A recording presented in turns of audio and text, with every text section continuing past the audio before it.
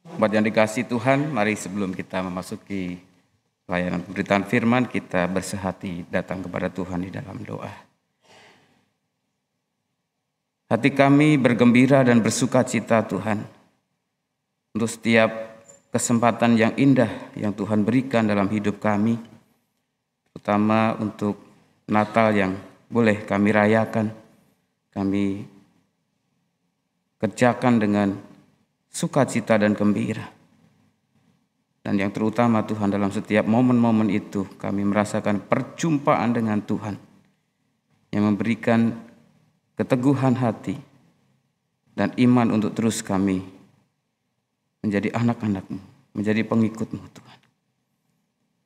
Kami sungguh bersyukur juga pada hari ini, di hari pertama tahun 2023 ini Tuhan, kami boleh datang ke rumah Tuhan ini ataupun mengikuti secara live streaming untuk boleh beribadah kepada Tuhan. Dan hati kami siap Tuhan untuk mendengarkan firman-Mu. Kami mohon kuat kuasa Roh Kudus-Mu yang akan menolong, memampukan setiap kami untuk beroleh pengertian, pemahaman apa yang menjadi kehendak Tuhan untuk kami lakukan seturut dengan firman-Mu. Berkati setiap mereka yang ambil bagian dalam pemberitaan firman ini. Kiranya dipakai menjadi alat Tuhan dan demi hormat dan kemuliaan Tuhan saja. Bersabdalah Tuhan, kami siap untuk menerimanya, dalam nama Yesus kami berdoa. Amin. Bacaan pertama terambil dari kitab Pengkhotbah 3 yang dimulai dari ayat pertama. Untuk segala sesuatu ada masanya. Untuk apapun di bawah langit ada waktunya. Ada waktu untuk lahir, ada waktu untuk meninggal, ada waktu untuk menanam, ada waktu untuk mencabut yang ditanam, ada waktu untuk membunuh, ada waktu untuk menyembuhkan, ada waktu untuk merombak, ada waktu untuk membangun, ada waktu untuk menangis, ada waktu untuk tertawa, ada waktu untuk meratap, ada waktu untuk menari, ada waktu untuk membuang batu, ada waktu untuk mengumpulkan batu, ada waktu untuk memeluk, ada waktu untuk menahan diri dari memeluk, ada waktu untuk mencari, ada waktu untuk membiarkan rugi, ada waktu untuk menyimpan, ada waktu untuk membuang, ada waktu untuk merobek, ada waktu untuk menjahit, ada waktu untuk berdiam diri, ada waktu untuk berbicara, ada waktu untuk mengasihi, ada waktu untuk membenci, ada waktu untuk perang, ada waktu untuk damai. Apakah untung pekerja dari yang dikerjakannya dengan berjerih payah? Aku telah melihat pekerjaan yang diberikan Allah kepada anak-anak manusia untuk melelahkan dirinya. Ia membuat segala sesuatu indah pada waktunya. Bahkan ia memberikan kekekalan dalam hati mereka. Tetapi manusia tidak dapat menyelami pekerjaan yang dilakukan Allah dari awal sampai akhir.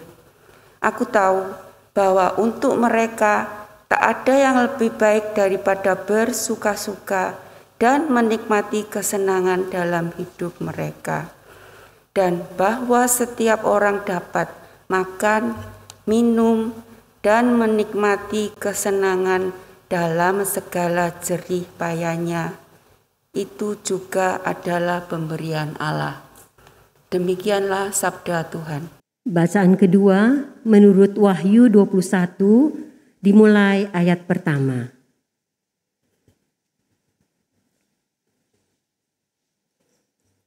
Wahyu 21 ayat pertama.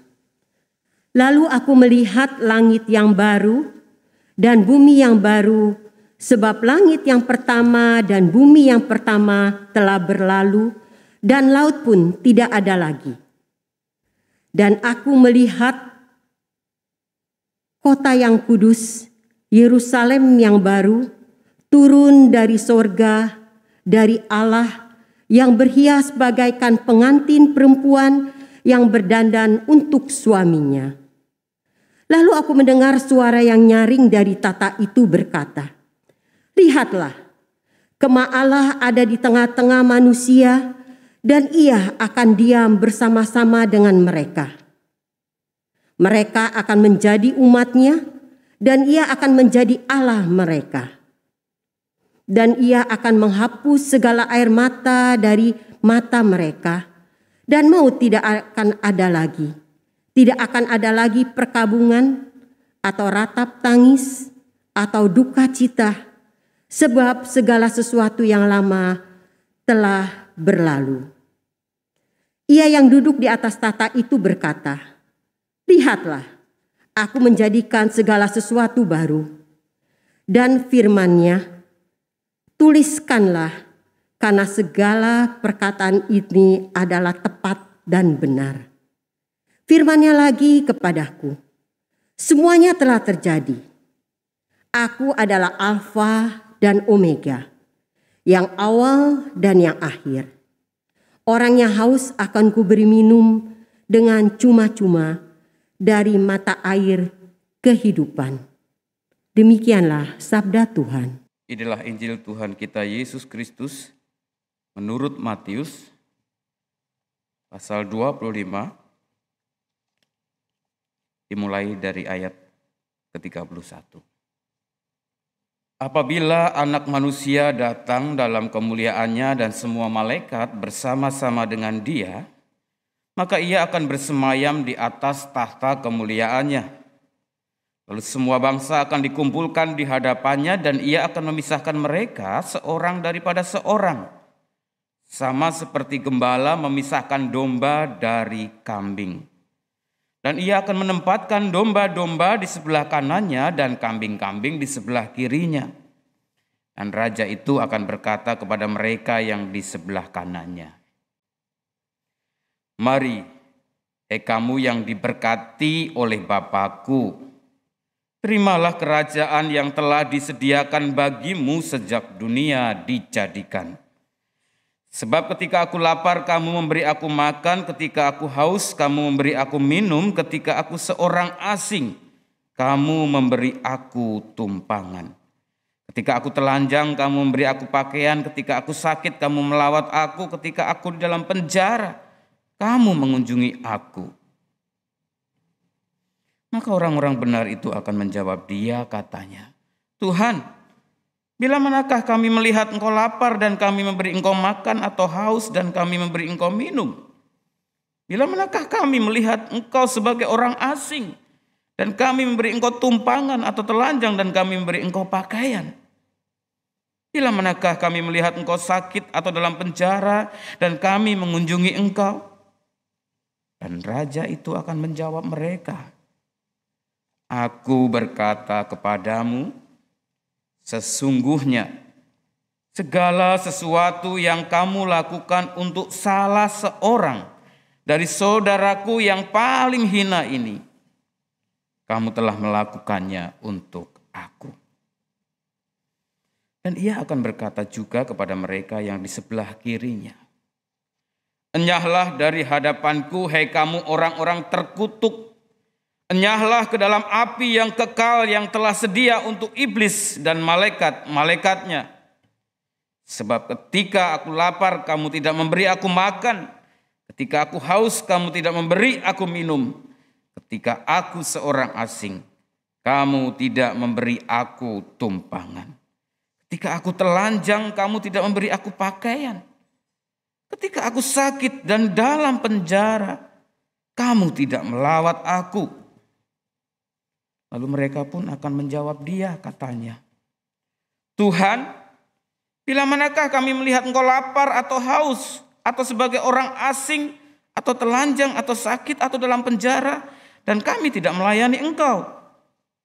Maka Ia akan menjawab mereka, 'Aku berkata kepadamu, sesungguhnya segala sesuatu yang tidak kamu lakukan untuk salah seorang dari yang paling hina ini, kamu tidak melakukannya juga untuk aku. Dan mereka ini akan masuk ke tempat siksaan yang kekal, tetapi orang benar ke dalam hidup yang kekal.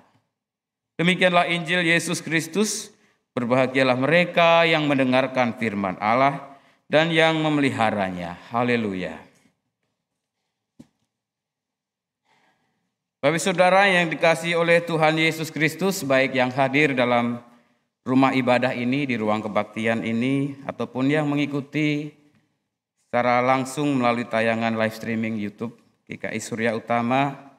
Puji Tuhan, kita hari ini boleh memasuki hari pertama di tahun 2023 dan mengawalinya dengan beribadah karena bertepatan dengan hari Minggu, dan hari ini kita nanti juga akan sama-sama mengikuti perjamuan Tuhan.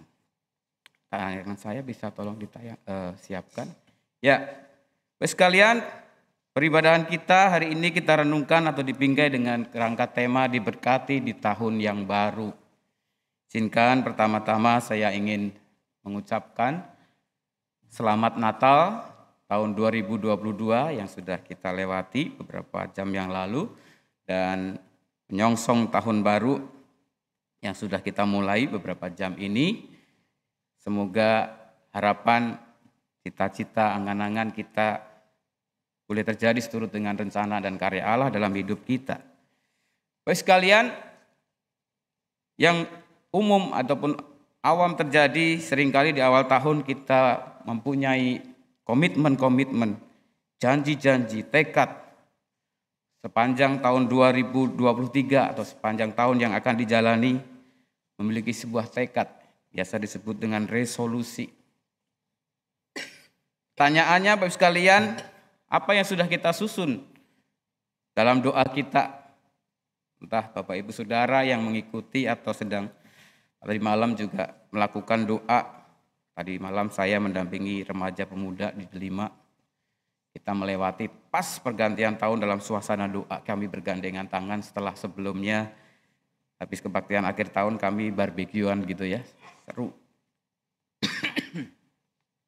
Dan kami memasuki sama-sama tahun 2023 dengan tekad komitmen untuk semakin solid, kompak melayani Tuhan, terutama di GKI Delima.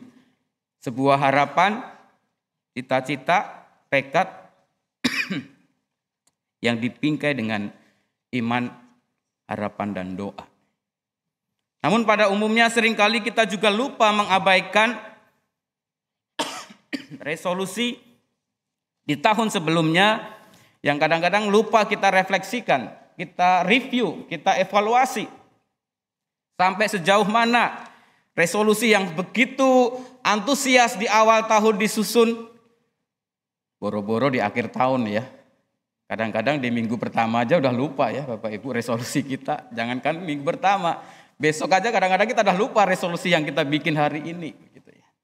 Nah, tema kita pada hari ini Bapak Saudara terutama berangkat dari pembacaan Injil kita, mau mengingatkan kepada kita, mumpung masih di awal tahun, mari kita mengawali dengan mengakhiri. Artinya bagaimana kita memberikan sebuah perspektif secara menyeluruh bahwa dalam rangkaian perjalanan kehidupan yang akan kita lalui nanti itu ada ujungnya. Dimulai dari awal dan diakhiri di bagian akhir. Bisa dilanjutkan slide saya. Dari pembacaan kita hari ini Bapak Saudara, mungkin ada sebagian yang bertanya-tanya, lagi tahun baru kok bacaannya tentang akhir zaman begitu ya. Ini menjadi sebuah hal yang perlu kita pahami Bapak Saudara, dalam pembacaan kita merupakan rangkaian leksionari yang mengajak kita, mengingatkan kita bahwa kehidupan ini meskipun kita di awal tahun nanti ada akhirnya. Bahkan akhirnya bukan hanya di 31 Desember 2023, tetapi ada akhir kehidupan bagi semua umat manusia yang secara iman Kristiani, bahkan bukan mutlak bagi orang Kristen saja, bagi beberapa keyakinan agama yang lain, nanti juga akan ada kiamat, akhir zaman. Nah, ini mau mengajak kita untuk senantiasa menyadari dan mewaspadai dalam realita perjalanan kehidupan kita. Mari kita selalu mengingat bingkai itu. Dunia ini tuh fana, enggak selamanya. Dengan kesadaran itu mari kita gunakan waktu dengan sebaik-baiknya. Maka dari pembacaan kita akan melihat secara lebih menyeluruh dari bacaan Injil hari ini. Bapak sekalian mungkin terlalu kecil ya. Konteks dari pasal 25 Injil Matius merupakan rangkaian pengajaran Yesus tentang akhir zaman. Kalau kita perhatikan perikop sebelumnya adalah tentang para gadis yang bijaksana dan gadis yang bodoh, dan juga tentang perumpamaan talenta, dan yang terakhir yang menjadi bacaan Injil kita hari ini tentang apa yang akan terjadi di akhir zaman itu. Nah, kita melihat bagaimana Bapak Saudara diajak untuk senantiasa mewaspadai bahwa keberadaan kita di dunia ini ternyata akan relate. Bukan berarti sepenuhnya menentukan secara langsung, tetapi akan memberikan impact terhadap apa yang akan kita alami di penghujung kehidupan dunia ini. Bahwa mengenai kedatangan Tuhan di akhir zaman bukan dipersiapkan nanti, tetapi sejak sekarang dalam perjalanan kehidupan dan perilaku sehari-hari kita, itu merupakan rangkaian persiapan perjalanan untuk kita menyambut akhir zaman. Matius 25 ayat 31 sampai 46 mencatat pengajaran penting yang Tuhan Yesus sampaikan yang kita baca tadi Bapak sekalian. Tentang kehidupan di akhir zaman di mana setiap orang nantinya akan mempertanggungjawabkan setiap perbuatan mereka saat hidup di dunia yang fana ini. Fana berbicara bukan hanya tentang batasan hidup seperti yang dikatakan kitab Pengkhotbah ya, segala sesuatu ada masanya, tetapi fana juga berbicara tentang kelemahan, kerapuhan manusia sehingga dalam perjalanannya kehidupan manusia ini bisa mengalami kesulitan, bisa mengalami persoalan, bahkan juga mengalami permasalahan, bahkan musibah. Kita tahu di bulan-bulan Desember, Januari begini begitu banyak musibah bencana alam melanda di negara kita. Kita pun sekarang saat ini sedang waspada tentang banjir dan seterusnya. Ini mau mengingatkan pada kita bahwa dalam perjalanan kehidupan manusia itu bisa mengalami kesulitan bahkan penderitaan. Dan realita itu mengingatkan kepada kita bukan hanya sekedar kita butuh Tuhan, tapi juga menjadi sebuah pembelajaran penting dari firman Tuhan hari ini. Ternyata Tuhan mau tak pakai untuk menyatakan kasih Tuhan, pertolongan Tuhan untuk orang-orang yang mengalami penderitaan itu. Bahkan Yesus mengatakan di dalam ayat yang ke-34 tadi, melalui perumpamaan tadi, Bapak Saudara, "Hei, kamu yang diberkati oleh Bapakku, terimalah kerajaan yang telah disediakan bagimu sejak dunia dijadikan."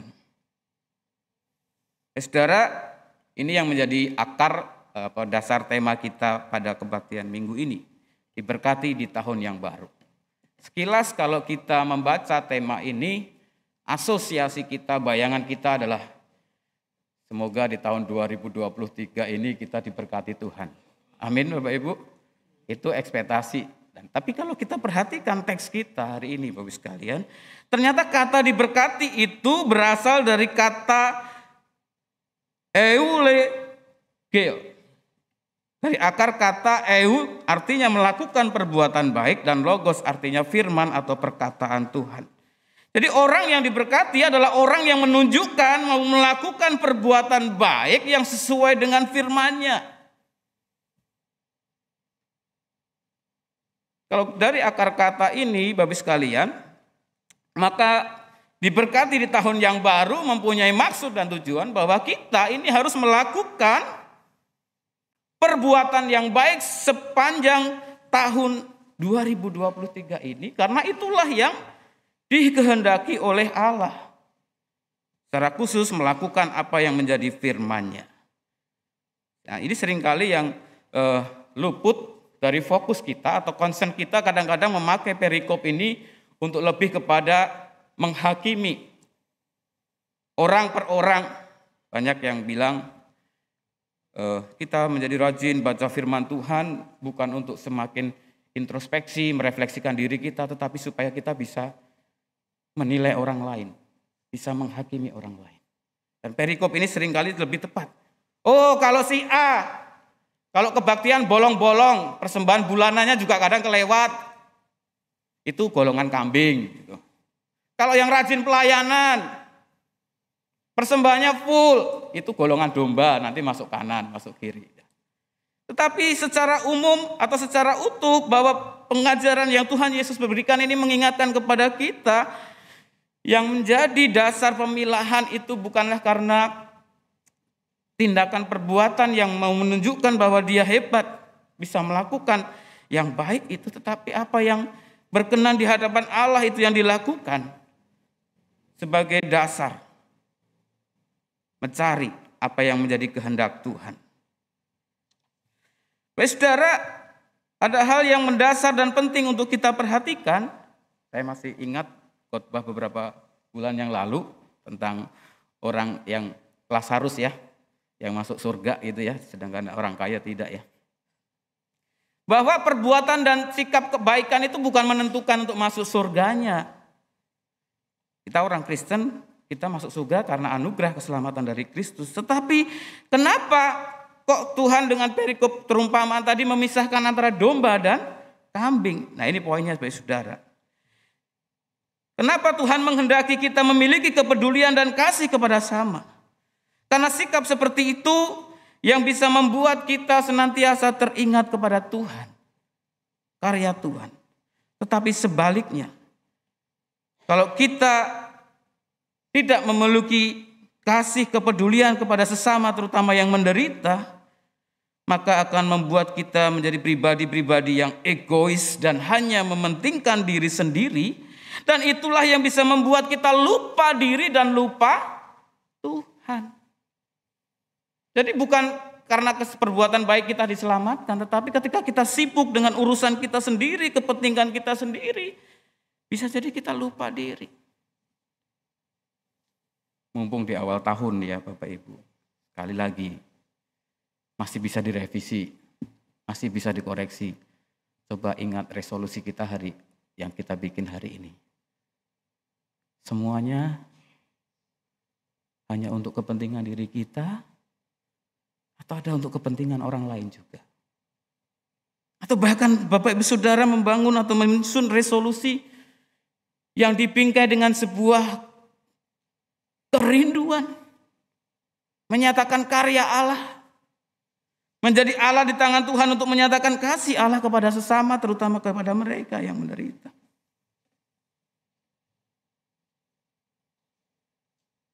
Ada banyak godaan di sekitar kita yang membuat kita terus didorong dan terus digoda untuk selalu mengejar apa yang menjadi keinginan, ambisi, obsesi kita.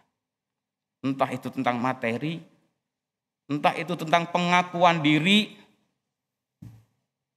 dengan medsos, dengan sosialita ataupun apa itu. Saudara, di awal tahun ini kita bersyukur firman Tuhan mengingatkan kita supaya kita tidak lupa diri dan lupa Tuhan.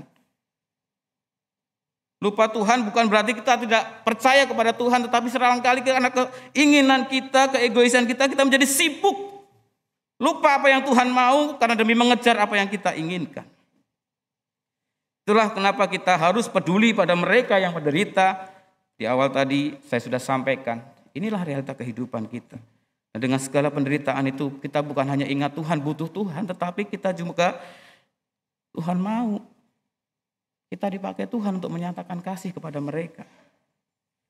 Yang kedua menjadi jawaban pertanyaan mengapa kita harus peduli pada mereka yang menderita. Dari bacaan Mazmur kita diingatkan bahwa setiap orang itu berharga di mata Tuhan. Seburuk, sejelek apapun, secara physically, secara track record, secara karakternya mungkin, kita harus merangkul, mengasihi mereka karena setiap pribadi itu berharga di mata Tuhan. Terlebih kepada mereka yang sedang berbeban berat dalam penderitaan. Dari kitab Pengkhotbah kita juga diingatkan, sekali lagi segala sesuatu itu ada waktunya, ada masanya. Mari kita mensyukuri setiap kesempatan yang masih Tuhan berikan untuk kita benar-benar dipakai. Bukan hanya merasa mendapat berkat Tuhan, tetapi juga mau menjadi berkat karena kita melakukan kehendak Tuhan. Dan yang terakhir dari kitab Wahyu, Bapak sekalian, poin penting yang saya ajak untuk kita perhatikan. Kristus Sang Alfa dan Omega semestinya menjadi sumber inspirasi dan tujuan hidup kita. Bukan hanya sebagai juru selamat yang kita rayakan dengan gegap gempita, membuat kita memiliki optimisme, semangat hidup, memiliki jaminan keselamatan kehidupan kekal, tetapi lebih dari itu. Mari kita juga meneruskan apa yang sudah Allah tunjukkan dalam diri Yesus. Menyatakan kasih Allah bagi dunia ini, terutama bagi mereka yang menderita, yang tersisih, yang mengalami kesulitan hidup. Bapak sekalian, mari melalui firman Tuhan hari ini, di awal tahun ini, kita kembali berkomitmen untuk menjadi pribadi yang makin berkenan di hadapan Tuhan. Dengan kesediaan untuk peka dan peduli kepada sesama yang menderita, yang membutuhkan uluran tangan kita. Mumpung masih di awal tahun, mari kita kembali meneguhkan tekad atau resolusi. Kalau perlu merevisi resolusi kita, bahwa hidup kita semestinya bermuara kepada Kristus, yang bukan hanya sebagai Tuhan dan Juru Selamat kita, melainkan sumber inspirasi dan energi untuk kita terus menyatakan kasih kepada sesama. Saya kemarin mengikuti gladi bersih, sempat melihat sekelebat gitu, next slide terakhir ini ya. Ada Bethlehem adalah pelayanan misi ya. Saya sempat perhatikan sekilas, ini menjadi sebuah contoh dan bukti nyata gereja bisa hadir. Diri kita bisa terlibat. Gereja bukan gedung ya Bapak Saudara, tetapi persekutuan kita. Disitulah Bapak Saudara kita diberkati Tuhan.